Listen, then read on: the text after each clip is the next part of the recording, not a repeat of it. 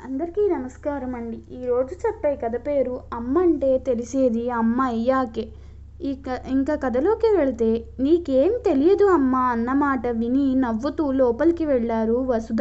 గత 13 ఏళ్లుగా తను ఎంతగానో అలవాటు పడిన మాట అది. పెళ్ళైన తరువాత భర్త జగన్, పెద్దయ్యాక కూతురు అమృత ఇద్దరు వసుధని చూసి ఎక్కువసార్లు అనే మాట అదేనమ్మా నీకు తెలియదు అని. వసుధకి 2 అక్కలు. పెద్దగా ఆస్తులు లేకపోయినా ఉన్నంతలో సర్దుకుపోవడం నేర్పారు వసుధ తల్లి. పేరుకు తగ్గట్టుగానే వసుధ చాలా సహనం గల అమ్మాయి. 2 అక్కల పెళ్ళిళ్ళ తరువాత మిగిలిన డబ్బుతో వసుధకి దూరంగా ఉన్న ఊరి సంబంధం వస్తే ఇక చేసేదేమీ లేక పెళ్లి చేశారు తల్లి తండ్రి. వసుధ జీవితం జగన్తో అలా ముడిపడింది. పెళ్ళైన కొన్ని రోజులకే అత్తగారు పెళ్ళైన కాపురానికి వెళ్ళని ఆడపడుచుతో తన జీవితంలో చాలా జవాబు లేని ప్రశ్నలు ఉన్నాయని అర్థమైంది వసుధకి. పెళ్ళైన ఒంటరిగా మిగిలిన చెల్లి కాపురం సరయ్యేదాకా నువ్వు పుట్టింట్లో ఉండు, చెల్లి కాపురం సరయ్యాకే మనం కలిసి ఉండేది అని జగన్ చెప్పిన వసుధను పుట్టింట్లో దింపాడు. చేయన తప్పుకి ఏడాది పాటు భర్తకి దూరంగా పుట్టింట్లో ఉండిపోయింది వసుధ. తల్లికి భారం కాలేక భర్తను తీసుకుని వెళ్ళమని అడగలేక మౌనంగా మిగిలిపోయింది. అలా ఏడాది గడిచి దేవుడి దయ వల్ల ఆడబడుచు కాపురం ఒక కొలిక్కి వచ్చింది. జగన్ వసుధని కాపురానికి తీసుకుని వెళ్ళాడు. ఏడాది తిరగకుండానే చక్కటి ఆడపిల్లకి జన్మనిచ్చింది వసుధ. అమృత అని పేరు పెట్టాడు జగన్. వసుధ ఏదో చెప్పబోయేసరికి, నీకేం తెలుసు, పాప పేరు ఏటు మొదలైతే స్కూల్లో మొదటి రోల్ నెంబర్ వస్తోంది, ఏదో అర్థం లేని లాజిక్ చెప్పాడు. చిరునవ్వు నవ్వి ఊరుకుంది వసుధ. అలాగా మెల్లగా పెరుగుతూ 12 ఏళ్లు వచ్చాయి అమృతకి. జగన్ అడుగడుగునా తెలియదు అని ఆనందం వల్లనే వసుధ మౌనంగా అతనిని తిరస్కరించకపోవడం వల్లనో అమృతకి కూడా తన తల్లికి ఒక అమాయకురాలు అని, లోకం తెలియదు అని ఒక అభిప్రాయం వచ్చింది. లోకం పెద్దగా తెలియని తల్లిని చీటికి మాటికి నీకేం తెలియదమ్మా అని విసుక్కునేది అమృత. అలా అమృత 10వ తరగతికి వచ్చింది. ఇంటర్ వేరే ఊర్లోని వసుధ అక్క ఇంట్లో ఉండి చదువుతాను అని మారం చేసింది అమృత. గారంగా పెరిగిన కూతురు వేరే ఇంట్లో సర్దుకోలేదని తెలిసి వసుధ నచ్చజెప్పాలని చూసింది. కానీ జగన్ మళ్ళీ నీకేం తెలియదు, ఆ కాలేజ్లో చదివితే మంచి మార్కులు వస్తాయి అని కూతుర్ని ఇష్టానుసారం ఆ ఊరిలో జాయిన్ చేశాడు. అమృత కూడా ఎంతో సంబరంగా పెద్దమ్మ ఇంటికి వెళ్ళింది. వెళ్ళిన నెల రోజులకే అర్థమైంది తాను అక్కడ ఉండలేదని అమృతకి. తానంత తానుగా కోరుకున్నది కాబట్టి వెనక్కి వచ్చేసా అని అడగలేకపోయింది తండ్రిని. జగన్ కూడా పరాయి ఇంట్లో ఎలా మసులుకోవాలో, ఎలా మాట్లాడుకోవాలో చెప్పేవాడు. వసుధ కూతురి తల నిమురుతూ, చూడు బంగారం, నీకు ఇబ్బందిగా ఉంటే నేను అక్కతో మాట్లాడతాను అంది. అది నచ్చని అమృత, నాకు సర్దుకోవడం నేర్పించాలి గాని మీ అక్కకి చెప్తానంటావేంటి, అందుకే నీకేం తెలియదు అనేది అంటూ ఏడ్చేసింది వసుధను పట్టుకుని. కూతురి బాధ అర్థమైన వసుధ ఇంటర్ అయ్యేదాకా ఏమీ చెప్పలేమని అర్థమై వాళ్ళ అక్కకి కూతురి గురించి జాగ్రత్తలు చెప్పింది అమృతకి.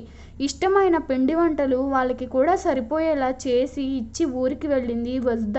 ఇంటర్ అయ్యేసరికి మెల్లగా చిన్నతనం తగ్గింది అమృతకి. తల్లికి దూరంగా ఉండడం వల్లనో, లేక ఎంత అమ్మకి అక్క అయినా పెద్దమ్మ అమ్మ కాలేదని తెలియడం వల్లనో మెల్లగా అమ్మ అంటే ఉన్న చులకన భావం తగ్గడం మొదలైంది అమృతకి. డిగ్రీ ఇంటి దగ్గర చదువుతాను అని చెప్పి వసుధ జగన్ల దగ్గరికి వచ్చి చదువుతోంది. వసుధకి మానోపోజ్ వల్ల ఆరోగ్యం పాడైంది. తల్లికి సాయం చేయడం, మెల్లగా చిన్న చిన్న ఇంటి బాధ్యతలు తీసుకోవడం మొదలుపెట్టింది అమృత. చెప్పకుండా అర్థం చేసుకునే కూతుర్ని చూసి మురిసిపోయేది వసుధ. అలా డిగ్రీ అయ్యేసరికి అమ్మకి లోకం తెలియదు, అమ్మకి ఏమీ తెలియదు అనే అభిప్రాయం మారకపోయినా అమ్మ కష్టం మాత్రం తెలుసుకోగలిగింది. రోజులు వేగంగా పరిగెత్తి అమృత పీజీ కంప్లీట్ చేసింది. వెంటనే ఉద్యోగం చేయమన్న తల్లిని, పెళ్లి చేస్తా అన్న తండ్రిని గమనించింది. తన ఆలోచన చెప్పకుండానే తెలుసుకున్న తల్లిని చూస్తూ అమ్మకి ఎలా అర్థమైంది, నాకు ఇంకా టైం కావాలి అని అనుకుంటూ ఆలోచించింది. జగన్ని ఒప్పించింది వసుధ. అమృతకి ఒక 2 ఏళ్లు టైం ఇవ్వమని, పెళ్లికి తన మనసుని సిద్ధం చేసుకోవాలని, ఇంకా చిన్నపిల్లలా ఆలోచిస్తున్న తనలో పరిణితి రావాలని చెప్పి జగన్కి అర్థమయ్యే విధంగా చెప్పి అమృతకి ఒక 2 ఏళ్ళు తన కాళ్ళ మీద బతకడం, ఇల్లు నడపడం, డబ్బులు జాగ్రత్త చేసుకోవడం, కొత్త మనుషులతో మెలగడం, అబ్బాయిలతో స్నేహం ఎంతవరకు చెయ్యొచ్చు, ఇలా అన్ని విషయాల్లో అమృత వెనుకబడి ఉండి నడిపించింది వసుధ. తల్లి ఏది డైరెక్ట్గా చెప్పకపోయినా హాస్టల్ వద్దని రూమ్ తీసుకోమనడం వెనుక ఉన్న ఉద్దేశం తనని దింపడానికి వచ్చిన అబ్బాయిలతో ఇంట్లోకి పిలిచి మంచి చెడ్డ మాట్లాడి పంపడం, నెలల్లో కొన్ని రోజులు తన దగ్గర, కొన్ని రోజులు నాన్న దగ్గర ఉండి ఒంటరిగా బ్రతికే ధైర్యాన్ని, నమ్మకాన్ని కలుగజేసింది అమ్మగా వసుధ. అమృతకి అర్థమవుతోంది. ఇంతలో అమృతకి ఒక సంబంధం వచ్చింది. తండ్రికి అమృతకి నచ్చింది. కానీ వసుధ అమృతతో, చూడు నాన్న, నువ్వు ఏమి ఎక్స్పెక్ట్ చేస్తావో నాకు తెలుసు. నువ్వు ఉద్యోగం చేస్తున్నావు కాబట్టి మీ అత్త మామూలు సహకారం కావాలి అనుకుంటున్నావు. నాకెందుకో వాళ్ళు నీకు హెల్ప్ చేసేలా అనిపించట్లేదు. అబ్బాయి కూడా చాలా పట్టుదల కలిగిన మనిషిలా ఉన్నాడు. నీకు కూడా పట్టుదల ఎక్కువ. ఇద్దరికీ పట్టు విడుపు లేకపోతే రేపు ఆడదానికి నువ్వే సర్దుకుపోవాలి అని చెప్పింది. అయినా జగన్ అమృతకి అబ్బాయి బాగా నచ్చడంతో పెళ్లికి ఓకే చేశారు. అలా అమృత సాగర్కి భార్య అయింది. పెళ్ళైన కొన్నాళ్లకే అమృతకి అర్థమైంది. వసుధ చెప్పింది 100% కరెక్ట్గా అని. మెల్లగా అమృతకి సర్దుకుపోవడం అలవాటైంది. అది మౌనంగా మారింది.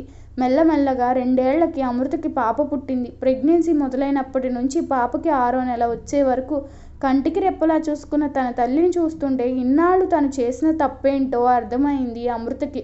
తల్లి మౌనం వెనుక ఉన్న పరిస్థితులు, తండ్రిని తన ముందు హీరో చేయడం కోసం మౌనంగా ఉండిపోయిన తన తల్లి గొప్పదనం ఒక్కొక్కటిగా అర్థమైంది అమృతకి. అమృత కూతురికి 5 సంవత్సరాల వయసు. ఏదో ఆడుతున్న పాప. ఇలా కాదమ్మా అని చెప్తున్న అమృతతో, నీకేం తెలియదమ్మా అంది. అంతే. ఒక్కసారిగా అమృతకి కాలచక్రం గిరుక్కున వెనక్కి తిరిగింది. తనకి వసుధ గుర్తొచ్చింది. తాను తల్లి నీకేం తెలియదు అన్న రోజులు గుర్తు వచ్చాయి. అమ్మ ఎంత బాగా పెంచింది నన్ను, ఎంత సహనంతో చూసుకుంది, ఎన్నిసార్లు నొప్పించినా విసుక్కోకుండా ప్రేమను పంచింది. కానీ ఎప్పుడు నన్ను కాదనలేదు. నాకేం కావాలో, ఏది ఇష్టమో, ఎవరితో ఉండగలనో, ఎలా ఉండాలనో అన్నీ తెలుసుకుని ఎలాంటి పరిస్థితికైనా నన్ను సిద్ధం చేసింది అమ్మ అనుకుంటూ కన్నీళ్లతో అమృత ఒంటరిగా ఉద్యోగం చేసుకుంటూ పిల్లని చూసుకోలేదు అని జగన్ని ఒప్పించి అమృత ఇంటి పక్కనే ఉంటున్న వసుధ దగ్గరికి పరిగెత్తింది. గట్టిగా హత్తుకుని, నన్ను క్షమించమ్మా, ఇన్నాళ్ళు నువ్వేంటో తెలియదు అంటూ కన్నీళ్లు కారుస్తున్న కూతుర్ని దగ్గరకు తీసుకుని, చిన్నపిల్లవి, నీకేం తెలుస్తుంది అంటూ ఓదార్చింది వసుధ. అమ్మ అంటే తెలిసేది అమ్మ అయ్యాకే. ప్రపంచంలో స్వార్థం లేని ప్రేమను పంచి పుట్టిన బిడ్డని లోకంలో గెలిచేలా పెంచుతున్న ప్రతి తల్లికి నా జోహార్లు. ఈ కథ మీకు నచ్చినట్లయితే నా ఛానల్ను సబ్స్క్రైబ్ చేసుకోండి. అలాగే మీ అభిప్రాయాన్ని కామెంట్ రూపంలో తెలియపరచండి. ధన్యవాదములు.